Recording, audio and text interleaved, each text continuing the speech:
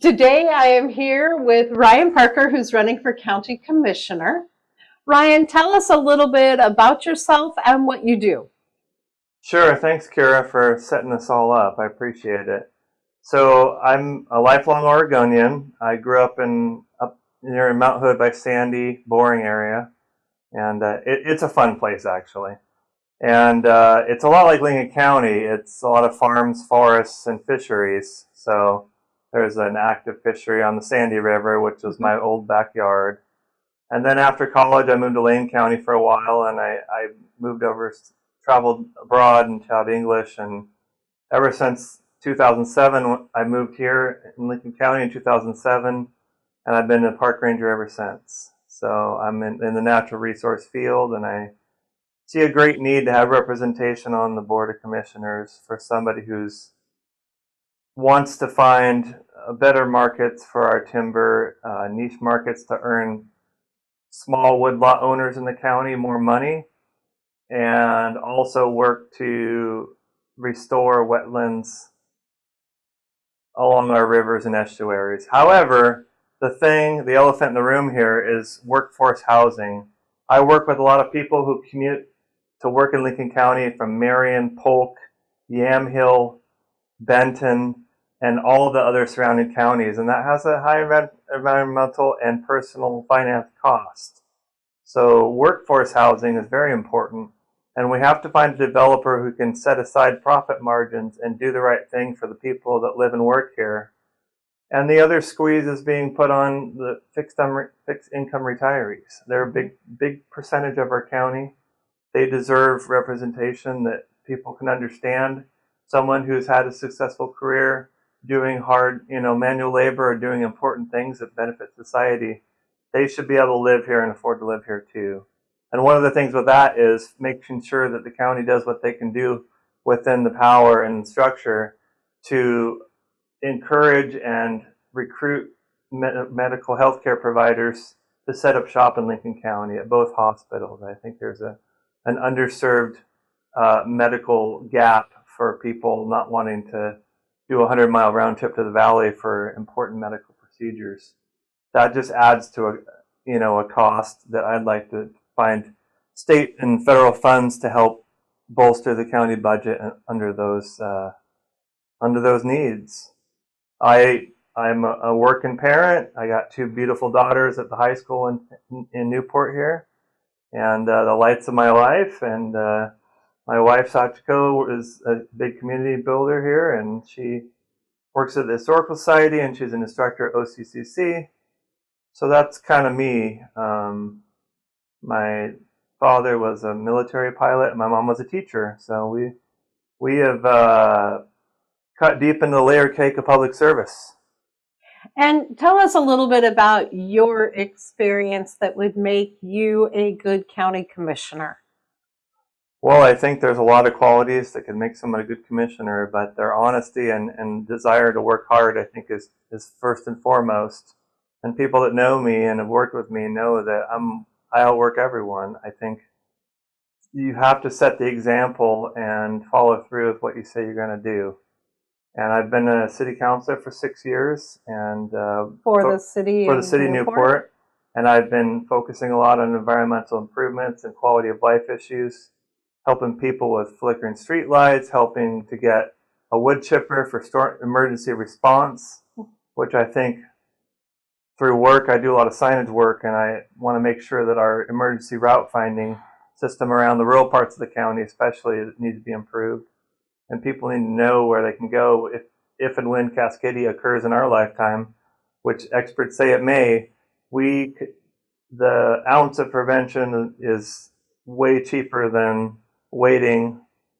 Preparedness is super important to me, and I think the more ready the county is, the lower the cost and the least amount of loss of life in these mega thrust earthquakes possible is the outcome that everyone wins. And let's talk a little bit. You've mentioned some things that you see that you feel need improving.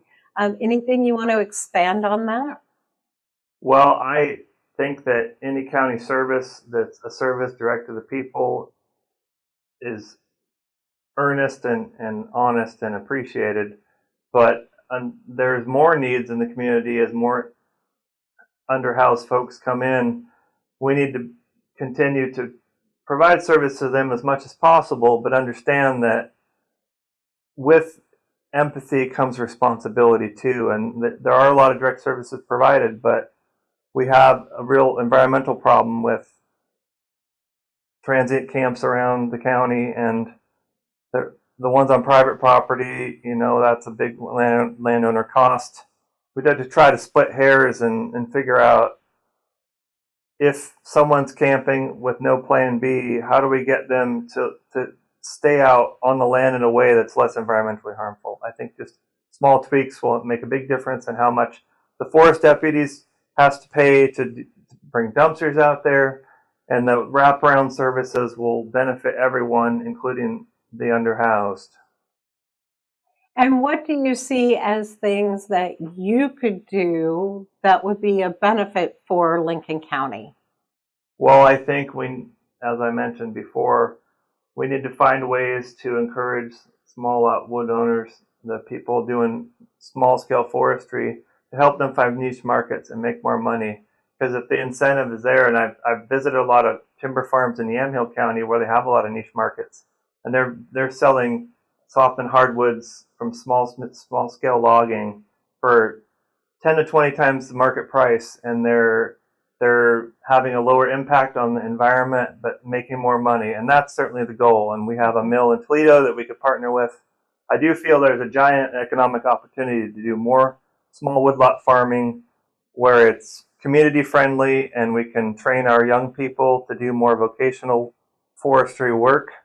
I think it's becoming more computerized and more technical, and there isn't a program for that here, and we need it. We need a county demonstration forest, honestly. We need to show the kids how to live on a landscape in Lincoln County and stay here, whether they want to be running a crab boat or whether they want to do, micro, mobile logging. All those opportunities could make the county lots of money and revenue, but more importantly, set anchors for families here so their kids don't have to go far away once they finish high school. I want those kids that care about this county to be able to thrive here. That's a huge priority for me as a parent and a community organizer.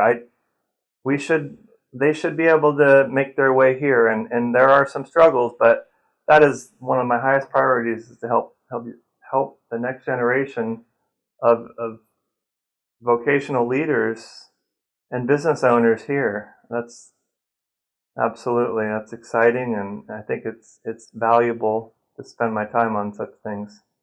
And where do you see challenges in county government that you feel you could improve upon?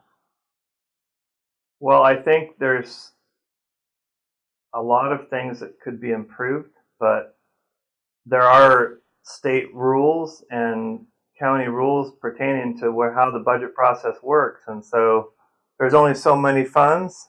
And my goal as a commissioner would be to do the greatest good with the money that we have, because as you know, the property tax assessments can't be raised more than a certain amount because of Measure 50. And I do feel that Measure 50 is outdated and doesn't meet rural counties as they struggle with a declining timber industry from Oregon history. Lincoln County isn't getting the timber revenue it needs to run county services. And I think there needs to be a working group and a relationship building process that will take many years and be very difficult. But like Representative Gomberg tells me all the time, he's like, Ryan, the easy work's been done.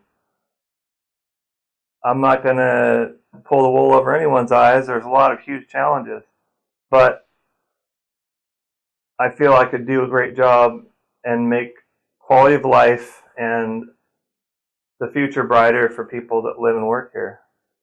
And is that one of the reasons what are the reasons that you feel people should vote for you? I mean, there's lots of choices on the ballot this year. Why should people choose you? Well, I'm the only ditch digger in the group, that's for sure. You can't understand and respect labor and the value that labor adds to our community without doing that work yourself. That's just a fact. And I am a pro-labor person. I feel that people that work with their hands they're my people. They're the honest ones. They understand that life can be difficult, but they appreciate their labor and what it does for the community. I think that's really important to recognize.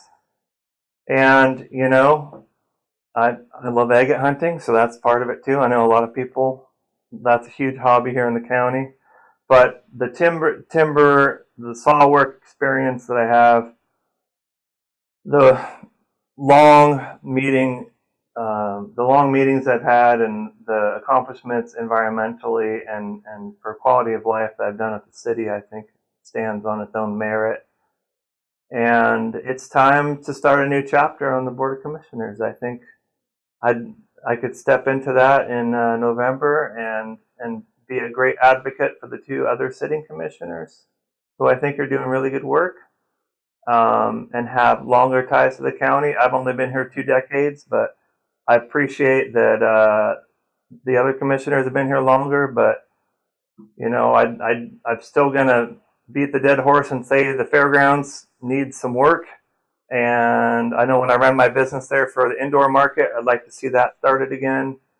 We need some grant money to get the electrical system to be a little bit less sparky in that pavilion, because that was my direct experience as a business owner. I think I want to help anyone who comes to the county with a reasonable idea should be heard. Kind of where I'm at with it. And Ryan, is there anything else that you would like to add? Well, I'd offer people to reach out and email me, or I'm on Twitter and Facebook, Ryan for Lincoln County, and Twitter I'm at RP for County Com. And I want to hear people's ideas, what matters to them. I know we've talked about housing, that's a big one. You can't have employees here without affordable housing, but again, I think workforce housing has to be included in the conversation, because we need people that are paying county property taxes to continue to offer services to those who aren't. And I think that's really important. Might sound harsh, but it's a financial fact. Is there's only so much money, it can only be sliced so many ways. So we need, and we do have some great grant receivers at the county. I think Commissioner Jacobson deserves a lot of credit for bringing in grant money. I'd like to help with that, maybe from the natural resource side and my connections there. It'd be a great partnership, I think.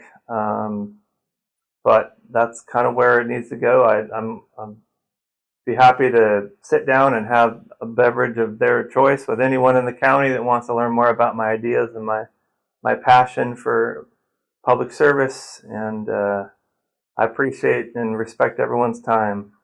All right. And again, do you have a website or just Facebook and Yep. Twitter? Yep. I'm on the Instagram too. That's mostly pictures of nature. Yeah. But yep. That's pretty much where I'm at with it at this point. A web-hosted site's pretty expensive, and I'm trying to be as grassroots as I can with fundraising. All right. Wonderful. Well, Ryan, thank you so much for being part of this election information series. We really appreciate it and wish you the very best of luck Thanks, in the Kira. upcoming election. I always enjoy talking with you. You are a community asset in all senses of the term. Thank you. All right, thanks for joining me on this Election Information Forum. I'm Kira Morgan.